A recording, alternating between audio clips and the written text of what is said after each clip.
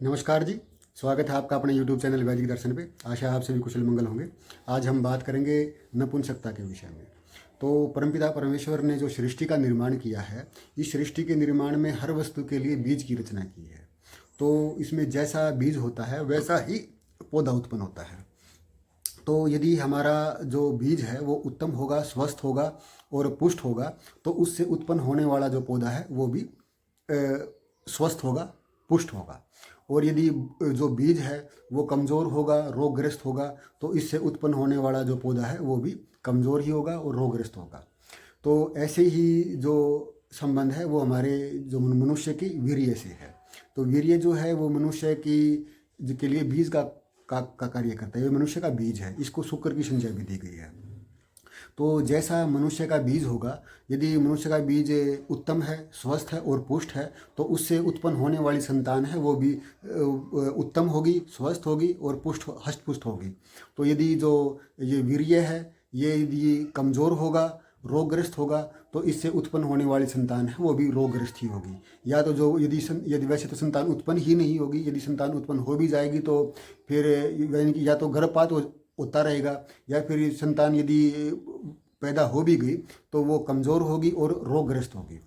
तो एक उत्तम संतान प्राप्ति के लिए हमारे आयुर्वेद में कुछ वाजीकरण योगों का उपयोग बताया गया है। वाजीकरण होता है, वाजी मतलब होता है घोड़े का, और कर्ण माने होता है करना, यानी कि व्यक्ति को घोड़े के जैसा सामर्थ्य मैथुन में देना। तो उसका काम जो है वाजीकरण औषधियों का होता है ये। तो इसके विषय में बात करते हैं। इससे पहले यदि किसी ने चैनल को सब्सक्राइब नहीं किया है तो चैनल को सब्सक्राइब कर ले और घंटी वाला बटन जरूर दबा ले, ताकि हर वीडियो का नोटिफिकेशन जो है वो आप तक पहुंच सके। आयुर्वेद में जो नपुंसकता है वो 7 तरह की बताई गई। पहली नपुंसकता है मानसिक नपुंसकता, जिसमें जो मानसिक रूप से व्यक्ति कमज़ोर हो जाता है और अपने आप को सोचता है कि मैं ये कार्य करने में जो है वो समर्थ नहीं हूँ। तो दूसरी नपुंसकता है वो पित्तज नपुंसकता। ये नपुंसकता जो है वो शरीर के अंदर गर्मी यानी कि पित्त की वृद्धि होने के कारण होती है। और तीसरी नपुंसकता है शुक्र क्षय, यानी कि शुक्र जो है हमारा वीर्य जो है उसका ज़्यादा हम किसी जैसे कि अस्तमथन वगैरह जो क्रियाएं हैं इनके द्वारा हम यदि ज़्यादा इसका विनाश कर देते हैं तो उसके के कारण भी नपुंसकता जो है वो बन जाती है। और चौथी नपुंसकता है रोगजन्य नपुंसकता। कोई हमारे को ऐसा रोग हो जाता है जिसका हमारी से मूत्र संस्थान पे ज़्यादा प्रभाव पड़ता है, तो उससे भी जो वीर्य जो है वो ज़्यादा कमज़ोर हो जाता है, तो इसकी वजह से भी ये समस्या आ जाती है। और पांचवी नपुंसकता है वो शिरावेदन। शिरावेदन मतलब यानी कि ऑपरेशन की वजह से यदि कोई नस वगैरह जो कट जाती है उसकी वजह से भी ये समस्या हो जाती है। और छठी नपुंसकता है ये है शुक्र स्तंभन। कोई ब्रह्मचर्य का सेवन करता है, ब्रह्मचर्य का सेवन ज़्यादा समय तक कर लेता है, तो उसकी नसों में जो है वीर्य जो है वो सूख जाता है और वो इसके कारण जो है वो संतान प्राप्ति के जो कार्य हैं इनके करने में वो अयोग्य हो जाता है। और सातवीं नपुंसकता है सहज नपुंसकता। सहज नपुंसकता ये होती है इसमें जन्मजात ही व्यक्ति जो है वो नपुंसक होता है, तो इसमें भी वो संतान प्राप्ति के योग्य नहीं रहता। तो जो इसमें ये छठी और सातवीं जो नपुंसकता है, जैसे कि जो ये सहज नपुंसकता और शुक्र स्तंभन, यानी कि जो ब्रह्मचर्य के ज़्यादा समय तक उसका सेवन करने से जो शुक्र जो अंदर सूख जाता है, ये दो नपुंसकता जो हैं ये असाध्य कोटि में आती हैं, तो इनका जो है वो इलाज नहीं हो सकता। वो लेकिन जो ये 5 तरह की जो नपुंसकता है ऊपर वाली, तो ये जो 5 तरह की नपुंसकता है ये नपुंसकता का इलाज हो सकता है। तो जो मानसिक नपुंसकता है, मानसिक नपुंसकता में आदमी का जो है मन कमज़ोर हो जाता है, तो अपने आप को ये सोचता है कि मैं ये जो संतान प्राप्ति के जो कार्य हैं इनको करने में समर्थ नहीं हूँ। तो उसका थोड़ा सा यदि हम समझा बुझा के उसको उसकी थोड़ी सी काउंसलिंग करके उसको यदि मानसिक रूप से हम उसको थोड़ा सा ताकत देते हैं, तो उसको ये बोलते हैं कि भाई यानी कि मेंटल लेवल उसका यदि हम हाई कर देते हैं, उसको ये समझा देते हैं कि भाई आप ये कार्य करने में समर्थ हो, तो ये बगैर किसी औषधि के और उन चीज़ों के ही ये नपुंसकता जो है वो ख़त्म हो सकती है। तो आज हम बात करेंगे दूसरी नपुंसकता के विषय में, पित्तज नपुंसकता के विषय में। तो जो पित्तज नपुंसकता होती है इसमें पुरुष का जो वीर्य है वो पतला हो जाता है और दुर्गंधित हो जाता है, तो जिसकी वजह से जो है वो उसका जो शीघ्र ही डिस्चार्ज हो जाता है, तो उसका जो उसको आनंद नहीं आता है। और कभी कभी तो ये होता है कि उसको उत्तेजना होती ही नहीं है, और यदि उत्तेजना हो भी जाती है तो जल्दी ही वो उसकी उत्तेजना ख़त्म हो जाती है। तो जो उसका जो मनोरथ है वो मनोरथ सिद्ध नहीं हो पाता। तो इसके ये भी एक नपुंसकता का ही वो है। और किसी कारण से यदि उसके फिर भी कोई गर्भ रह जाता है तो वो गर्भ जो है वो वैसे तो उसका गर्भपात ही हो जाएगा, वो गर्भपात नहीं होगा तो फिर वो जो संतान यदि थोड़ी थोड़ी बहुत हो भी जाए किसी को, तो वो संतान भी जो है वो निरोगी होगी, वो संतान उत्तम नहीं होगी। तो और इसका जो कारण है, अब इसके विषय में बात करते हैं, इसका कारण क्या है। इसका कारण है हमारा आहार। यदि हम आहार में खट्टे और जो ये तीखे मिर्च मसाले वाले यदि पदार्थों का यदि हम जो ज़्यादा सेवन करते हैं तो इससे हमारे शरीर का जो है वो पित्त कुपित प्रकुपित हो जाता है और वो जो है शुक्र को जो है वो कमज़ोर कर देता है। जैसे कि हम अल्कोहल शराब का सेवन ज़्यादा करते हैं और ये जो ये मांस का जो सेवन कोई ज़्यादा करता है तो उसके शरीर के अंदर जो है वो गर्मी बढ़ जाती है और गर्मी बढ़ने के कारण जो है फिर जो शुक्र को जो है वो कमज़ोर कर देती है। तो ये पित्तज नपुंसकता में आता है। इसका वैसे सीधा सा आसान सा तो इलाज ये है कि यदि हम खटाई जो खट्टे पदार्थ हैं और जो ये मिर्च मसाले वाली जो चीज़ें हैं, यानी कि मिर्च लाल मिर्च हो या हरी मिर्च हो, मिर्च का सेवन तो हमें बिल्कुल ही बंद कर देना चाहिए इसमें। तो यदि हमें इतना ही यदि हम अपना ध्यान रख लेते हैं, इतनी सावधानी हम कर लेते हैं तो ये काफ़ी हद तक इसे को कंट्रोल कर लेती है। और यदि हम दूध और घी का सेवन बढ़ा दें, यानी कि जो खट्टे और जो ये तीखे मिर्च मसाले वाले जो मिर्च हैं इनको यदि इनका सेवन हम कम कर देते हैं और आहार में दूध और घी का सेवन हम बढ़ा देते हैं तो ये भी काफ़ी हद तक इस नपुंसकता को कंट्रोल कर लेता है।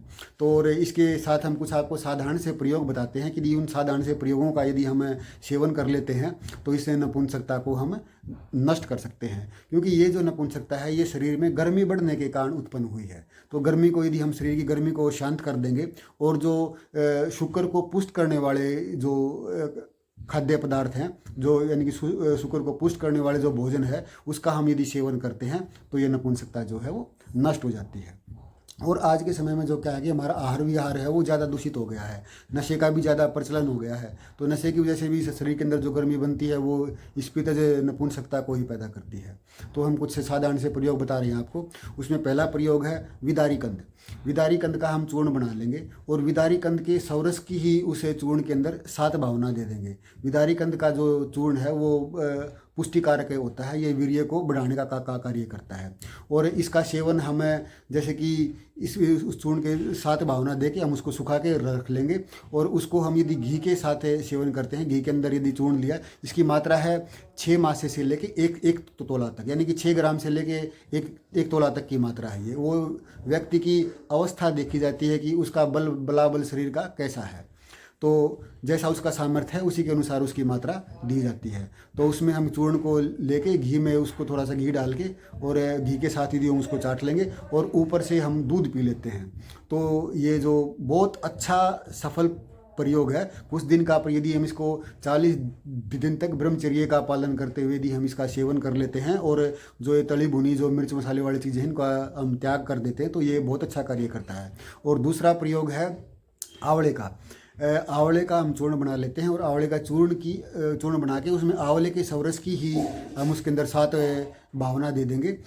भावना का अर्थ ये होता है कि चूर्ण बना के उसमें उसी का रस डाल दिया और उसको सुखा लिया, सुखाने के बाद दोबारा फिर उसमें उसका सौरस डाल दिया और दोबारा फिर उसको सुखा लिया। ऐसा हमें 7 बार करना है तो ये उसकी 7 भावना हो जाएंगी।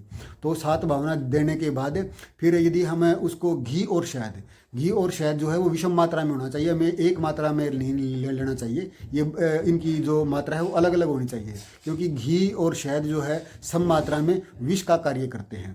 तो ये विषम मात्रा में हमें लेने हैं। तो इनका घी और शहद के साथ यदि हम आंवले का सेवन करते हैं और थोड़े समय के बाद फिर हम दूध का ऊपर से हम दूध पी सकते हैं। तो ये भी बहुत अच्छा कार्य है जो पित्तज नपुंसकता पे बहुत बढ़िया कार्य करता है। और इसका यदि हम 40 दिन तक लगातार सेवन करते हैं और पथ्य का पालन करते हैं तो ये बहुत अच्छा कार्य करता है। और तीसरा है विदारी कंद और गोखड़ू।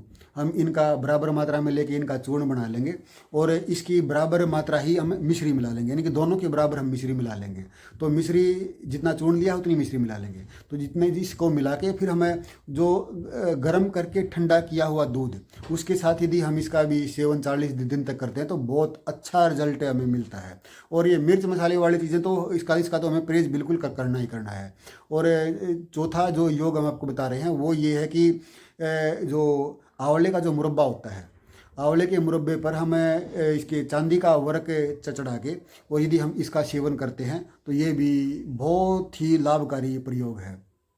और एक शतावरी आदि जो चूर्ण है वो भी इस पर बहुत अच्छा कार्य करता है। इसमें शतावर, बला, गोखड़ू, कोंच बीज और आंवला, यदि हम इनका चूर्ण बना के सम मात्रा में ले लेंगे सभी को, इसका हम चूर्ण बना के और 3 मासे से लेके 6 मासे तक की जो मात्रा यदि हम दूध के साथ इसका सेवन करते हैं तो ये बहुत ही अच्छा कार्य करता है। और इसके साथ हैं जैसे कि शतावरी पाक है, ये सफ़ेद मूसली पाक है, और ये यानी कि मूसली पाक है, और ये बादाम पाक, यदि इनका भी हम सेवन करते हैं तो ये भी इस रोग में बहुत अच्छा कार्य करते हैं। जो पित्तज यानी कि गर्मी के कारण जो नपुंसकता होती है उसमें मुख्य कार्य तो है कि जो हमें ये मिर्च, लाल मिर्च हो या फिर हरी मिर्च हो, मिर्च का और खटाई का जो अचार वगैरह है इनका सेवन हमें बंद कर देना चाहिए।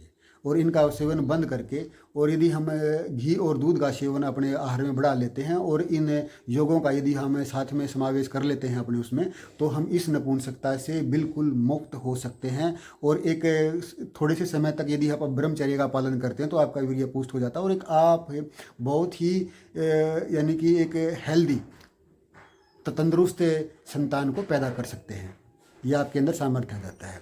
तो आप इन चीज़ों का ध्यान रखेंगे और इनसे आप फ़ायदा उठाएंगे। तो और अगली वीडियो में हम बात करेंगे कि जो ये हमारे गलत आदतों के कारण यदि जो नपुंसकता आ जाती है तो उस नपुंसकता को हम कैसे दूर करें।